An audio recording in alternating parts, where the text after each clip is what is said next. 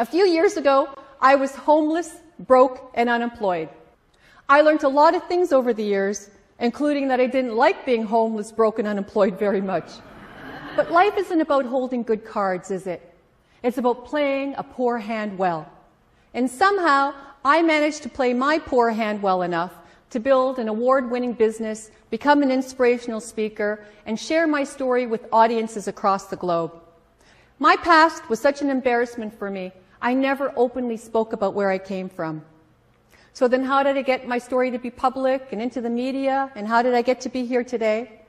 Well, let me take you back to when I won the YWCA Woman of Distinction Award for Entrepreneur Innovator.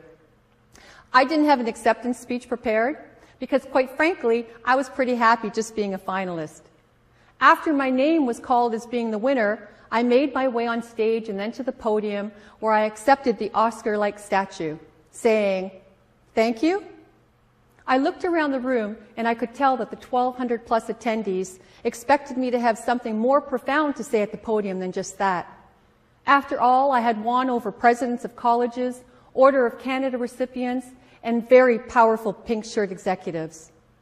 As I stood there, I thought about the fabulous dinner we had all just eaten, and how everyone was dressed up in designer clothes, and how most people there would probably be staying the night in the expensive, luxurious hotel, probably ordering room service in the morning.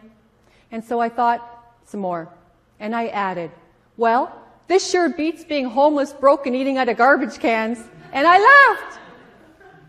The huge room became so quiet you could hear a pin drop.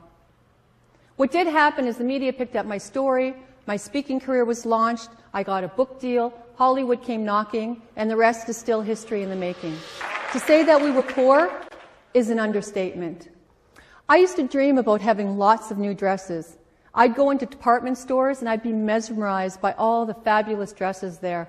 My parents could never afford to buy me any of those things. So when the sales clerk wasn't looking, I used to cut off all the beautiful buttons with a little pair of scissors, and I'd put those buttons in my pocket. When I got home, I'd find some crayons or broken pencils, and I'd draw the dresses from memory that the buttons came from. And I would mix flour and water together, and I'd glue the buttons on the dresses. And I used to dream about where I would wear all of those outfits when I was older. And buttons held things together. Little buttons could easily do what my parents couldn't. When I ran home from school one day crying, having been beaten up yet again, my father, who was drunk, told me that I needed to learn karate to defend myself. So he showed me how by karate chopping my 8-year-old neck so hard that it knocked me out. When I was 5, my dad broke my nose and he wasn't even drinking. He was so mean when he was sober, I eventually learned to only talk to him when he was drunk. And on the last day of school in one class, a teacher said to me, "I doubt you'll get far in life talking all the time, chatty Cathy. You're destined for nothing." I wanted to change everything about myself for most of my life. I thought that if I could change enough of the exterior, somehow I would be transformed into a beautiful person where someone would actually love and care about me for being me. I decided to go back to school and get my high school equivalency and then make something of myself.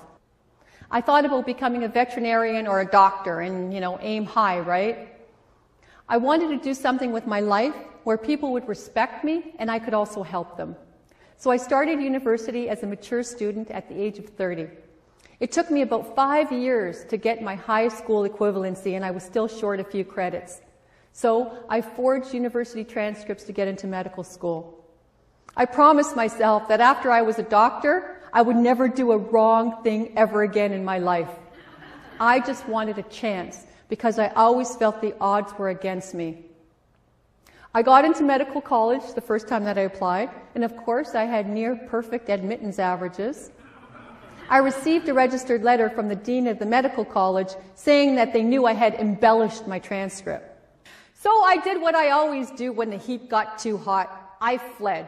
And along the way, I hooked up with a lot of shady characters, including the mob, who had me start up and work in escort agencies for them.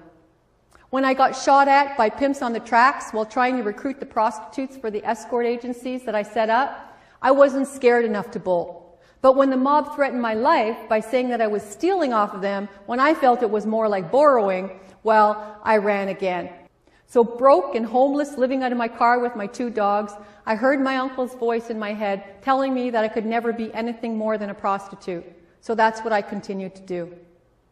But at the same time, I also managed to get a job selling dental implants, still trying to change my life around and go the straight and narrow. And generally, things stayed as bad as they ever were, except that I met my present husband, Mark. I knew when I first saw Mark that my life was going to change for the better, but I didn't know exactly how. But I wasn't completely cured of my evil ways yet, because when I met Mark, I told him I was a doctor. I still had that pager, right? So I had to explain that.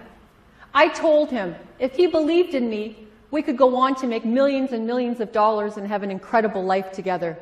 And eventually, he started to believe me. I started to believe myself. And he accepted me exactly the way I was. He was thrown into a crazy life with me, and I always expected that he would never stick around. But I told him that if he did, I could promise him that he would never be bored a day in his life. And I think I've lived up to those expectations.